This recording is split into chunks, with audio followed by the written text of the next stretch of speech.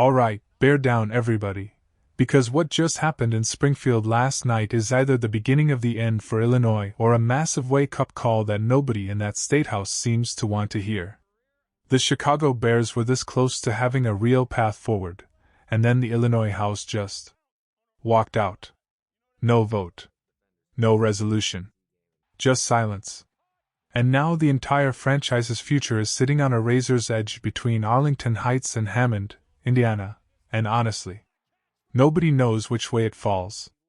If you're just as fired up about this as I am, hit that like button, share this video with every Bears fan you know, and subscribe so you never miss an update on this saga. So let me break down exactly what went down, because the details here actually matter a lot. The Illinois Senate did something meaningful. They passed a bill that would have allowed the Bears to construct a publicly owned stadium, and critically, avoid paying property taxes in any county in Illinois with a population of 70,000 or more.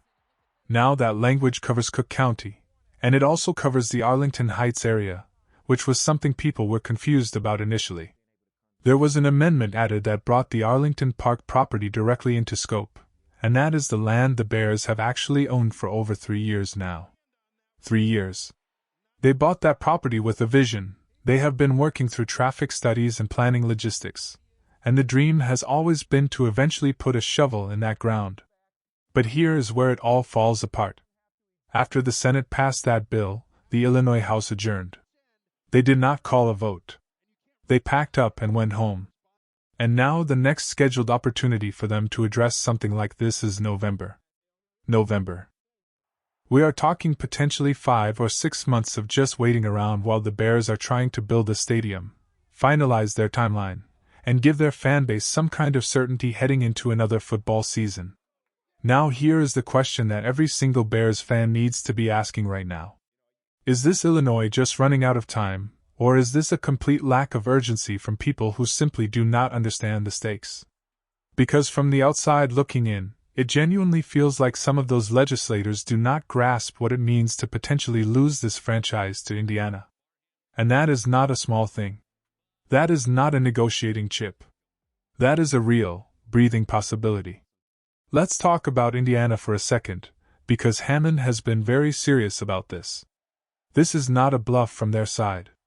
Indiana came to the table, passed their own legislation, and essentially laid out a deal that mirrors a lot of what the Illinois Senate just passed. The core framework is similar in several major ways, with one notable distinction. Under the Indiana agreement, the stadium would start as publicly owned but would eventually transition to Bears ownership. The Illinois version, as it stands, does not include that specific language, though there is reason to believe something similar could be negotiated if the deal ever gets finalized. So you have 2 states, 2 frameworks that are not dramatically different from each other, and one franchise stuck in the middle trying to decide its future. The Bears released a statement saying they will finalize their evaluation of both Arlington Heights and Hammond and that they remain on a late spring, early summer timeline for making a decision. They said they will provide an update when there is something to share. Late spring, early summer. That phrase is doing a lot of heavy lifting right now. Here is where this gets really interesting. Technically, there is a path for Illinois to call a special session. That could theoretically happen around June 21st. So the window is not completely closed. If legislators come back together, iron out any remaining disagreements, and pass this through the House the way it cleared the Senate, then Arlington Heights becomes the overwhelmingly likely answer.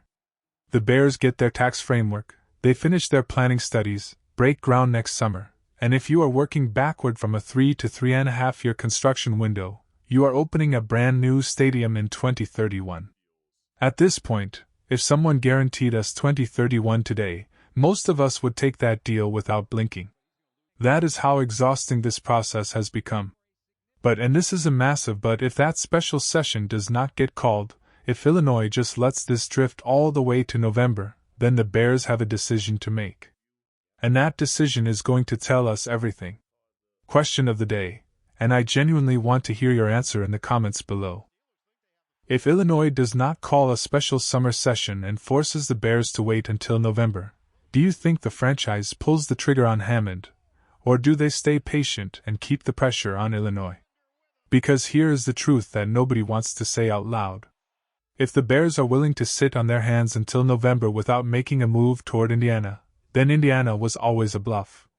And look, I have said for weeks now that I do not believe it is a bluff. Indiana has been ready to play ball. They passed their legislation. They have been nothing but accommodating. If the Bears keep waiting on Illinois indefinitely, it sends a very clear message that they are Illinois or nothing. But if you are sitting in that ownership box, how patient can you really be? This process has dragged on and on. They purchased Arlington Park over 3 years ago.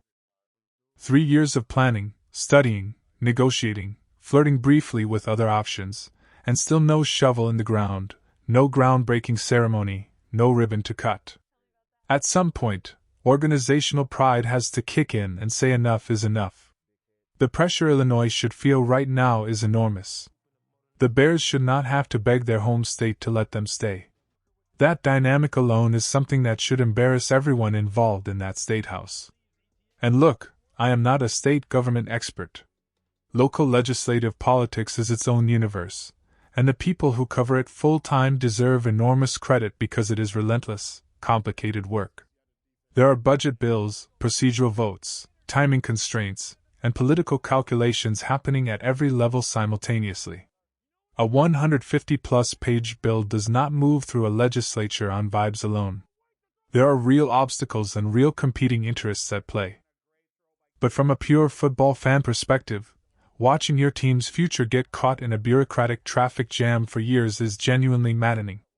The Bears deserve better. The fans deserve better. And honestly, the state of Illinois deserves better too, because if the Bears leave, that economic and cultural loss is real and lasting. So where does this actually go from here? The most optimistic scenario is a special session gets called, the House passes what the Senate already approved, and Arlington Heights becomes the official answer before summer is over.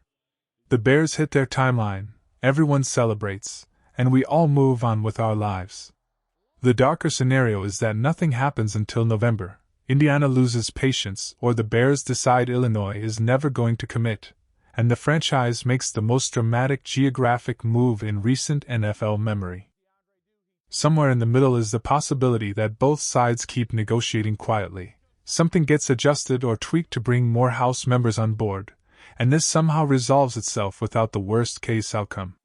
One thing is certain, though. The Bears cannot let this drift into training camp without clarity. Letting this cloud hang over another football season, another set of preseason games, another year of questions at press conferences about stadiums instead of touchdowns, that cannot happen. The organization has to force a resolution. So sound off down below. Indiana or Illinois? Do you think the special summer session gets called? Do you think the Bears finally lose patience? Bear down, everybody. This story is far from over.